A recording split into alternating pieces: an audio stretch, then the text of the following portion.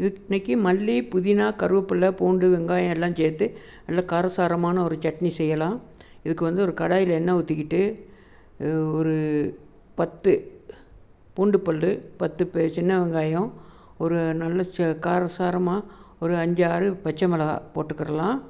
போட்டு இதெல்லாம் நல்லா வதக்கிக்கிட்டு நல்ல ஒரு கை இறுக்கி பிடிக்கிற அளவுக்கு கருவேப்பிலை, ஒரு கை பிடிக்கிற அளவுக்கு மல்லி, புதினா எல்லாத்தையும் இதோடு போட்டுக்கிறலாம். கருவேப்பிலை, மல்லி, புதினா இது எல்லாத்தையும் போட்டு லேசாக ஒரு கிண்டிக்கிறணும். இதெல்லாம் ரொம்ப வதங்க விடக்கூடாது.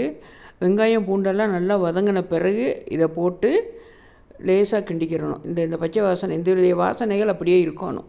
அப்போ தான் சட்னி நல்லாயிருக்கும். இது ரொம்ப வதங்க விடக்கூடாது. அப்படியே ஒரு கிண்டிட்டு நல்லா இதுக்கு ஒரு 1/4 மூடி தேங்காயும் போட்டுக்கிறணும். ஒரு புளி கொஞ்சம், ஒரு சின்ன லெமன் அளவுக்கு புளியும் போட்டு 1/4 மூடி தேங்காய் போட்டு கொஞ்சம் அதுக்கு தேவையான கல்லுப்பு கொஞ்சம் போட்டுக்கிறலாம்.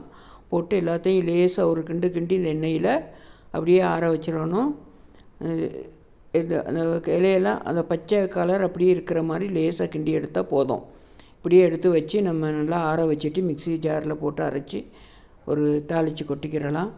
ரொம்ப அருமையாக டேஸ்ட்டான காரமான ஒரு கார சட்னி ரெடி ஆகிடுச்சு. எல்லாம் செஞ்சு லைக் பண்ணுங்கள், ஷேர் பண்ணுங்கள், கண்டிப்பாக